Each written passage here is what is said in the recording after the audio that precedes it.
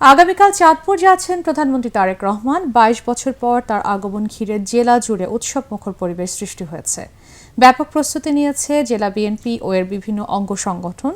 চাঁদপুর ৩-এর সংসদ সদস্য শেখ ফরিদ আহমেদ মানিক জানান, প্রধানমন্ত্রী প্রথমে শাহরাস্তি উপজেলায় খাল পুনঃখনন এবং ঘোষেরহাটে বিশ্ব খাল খনন কাজে অংশ নেবেন। সদর উপজেলায় বিভিন্ন জনকল্যাণমূলক কর্মসূচিতে অংশ নেওয়া ছাড়াও বেলা ৩টায় চাঁদপুর সরকারি কলেজ মাঠে ফ্যামিলি কার্ড বিতরণ ও জনসভায় বক্তব্য রাখবেন প্রধানমন্ত্রী। এটা চাঁদপুরের মানুষ যেমন অধীর আগ্রহে আছে ওনাকে এক ঝলক দেখার জন্য, আমাদের দলীয় নেতাকর্মীরাও সেই একই পথে আছে, আগ্রহ নিয়ে আছে ওনাকে কখন দেখবে। তো আসলে উনি আসার পরে আসলে আমাদের চাঁদপুরটা আমার কাছে মনে হয় যে এটা উন্নয়নের জোয়ারে ভাসবে। চাঁদপুরে রেলপথ, নৌপথ এবং সড়কপথের যোগাযোগ ব্যবস্থা অত্যন্ত ভালো। সেই হিসাবে আমাদের দীর্ঘদিনের দাবি প্রধানমন্ত্রী এই সমাবেশে ইপিজেড ঘোষণা দিয়েছেন চাঁদপুরের জন্য। দর্শক, এই মুহূর্তে চাঁদপুর সরকারি কলেজ মাঠে আছেন সহকর্মী ইয়াসিন রানা। যুক্ত হচ্ছি তার সাথে। রানা, প্রধানমন্ত্রীর সফর ঘিরে সেখানকার প্রস্তুতি কেমন দেখছেন? মারি, আপনাকে ধন্যবাদ। চাঁদপুর আগামীকাল প্রধানমন্ত্রী তারেক রহমান আসবেন। এই সড়ক পথে সকাল 8:30টায় মূলত প্রধানমন্ত্রী রওনা দিবেন এবং প্রধানমন্ত্রী কুমিল্লা হয়ে এরপরে চাঁদপুরে আসবেন।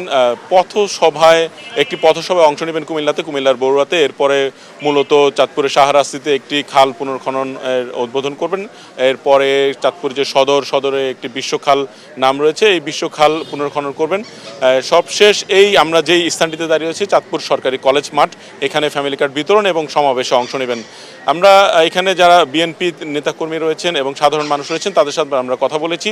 তারা বেশ কিছু দাবি দেওয়া কথা তারা বলছেন এবং প্রধানমন্ত্রী চাঁদপুরবাসীর জন্য বেশ কিছু প্রতিশ্রুতি তুলে ধরবেন, সেই বিষয়গুলো আমরা একটু জানার চেষ্টা করেছি। সবকিছু মিলিয়ে প্রধানমন্ত্রী এখানে অনেকগুলো উন্নয়ন কর্মকাণ্ড সহ চাঁদপুরবাসীর বেশ কিছু দাবি পূরণ করতে পারেন এমনটি আমরা ধারণা করছি। ইতিমধ্যেই আমাদের যে নিউজে বলা হয়েছে এখানে চাঁদপুরবাসীর জন্য একটি ইপিজেড করা, এখানে যে মেডিকেল কলেজ রয়েছে মেডিকেল কলেজের ভবন নির্মাণ করা, এখানে চাঁদপুর বিজ্ঞান ও প্রযুক্তি বিশ্ববিদ্যালয়ে একটি ভাড়া ভবনে চলছে, সেটির একটি স্থায়ী ভবন তৈরি করা।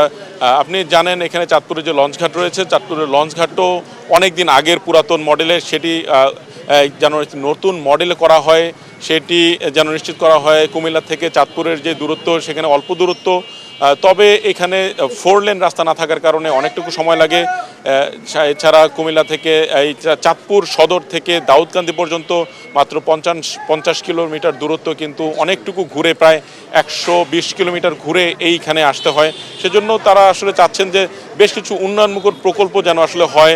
আমরা এখানে আমাদের আশেপাশে 2-1 এখানে স্থানীয় নাগরিক রয়েছেন, তাদের কিছু জানতে চাইবো যে আপনাদের আসলে কি সমস্যা রয়েছে। মাননীয় প্রধানমন্ত্রী তারেক রহমানের চাঁদপুরের এই আসন উপলক্ষে আমরা সবাই আনন্দিত এবং উচ্ছ্বাসিত। আমি কাল রাত 3টায় চলে এসেছি চাঁদপুরে শুধুমাত্র আমাদের এলাকারই মানুষের আবেগ এবং উচ্ছ্বাস দেখার জন্য। মাননীয় প্রধানমন্ত্রীর কাছে সাধারণ জনগণ হিসেবে আমাদের অনেক দাবি, অনেক প্রত্যাশা। আপনারা জানেন চাঁদপুর একটি প্রাচীন জনপদ, কিন্তু সেই অনুযায়ী আমাদের এলাকাটা অনেক বেশি পিছিয়ে পড়া। এখানে একটা ভালো ইউনিভার্সিটি নাই, একটা নার্সিং কলেজ নেই, একটা মেডিকেল কলেজ এখন সৃষ্টি হয়নি। আমাদের যে কোল্ড স্টোরেজ, ইলিশের রাজধানী, আমাদের ইলিশ মাছ স্টোরেজ করার জন্য ভালো কোল্ড স্টোরেজ জন্য আমাদের প্রবাসী অধ্যুষিত এই জেলাতে প্রবাস থেকে আসার পরে যে কী করবে এই জন্য কোনো ভালো উদ্যোগ নেই। আমরা মাননীয় প্রধানমন্ত্রীর কাছে আমাদের একটাই দাবি, ঢাকা থেকে চাঁদপুরের দূরত্ব একেবারে অনলি 70 কিলোমিটার, বাট আমরা প্রায় 170 কিলোমিটার ঘুরে আসি। সো আমরা চাই দাউদকান্দি থেকে চাঁদপুর পর্যন্ত অন্তত ফুল লেনের ব্যবস্থা করে দেয়, তাহলে আমাদের জন্য সাধারণ রোগী এবং সাধারণ মানুষের জন্য ভালো হবে। যেমনটি জানাচ্ছিলেন এখানে স্থায়ী মানুষ, আসলে চাঁদপুরবাসীর যে দাবিগুলো রয়েছে প্রধানমন্ত্রী তাদের দাবিগুলো পূরণ করবেন এমনটাই তারা প্রত্যাশা ব্যক্ত করছেন। আগামী সামনের সংবাদে আমরা আসলে বিস্তারিত জানাতে পারবো যে প্রধানমন্ত্রী কি ধরনের প্রতিশ্রুতি দিবেন, স্বাভাবিকভাবে চাঁদপুরবাসীর প্রত্যাশা পূরণ হবে কি না এটা আসলে আগামীকালকে সমাবেশে বিস্তারিত আমরা জানাতে পারবো। মারিয়া। রানা, আপনাকে ধন্যবাদ। দর্শক, চাঁদপুরের সরকারি কলেজ মাঠ থেকে আমাদের সাথে যুক্ত হয়েছিলেন সহকর্মী ইয়াসিন রানা।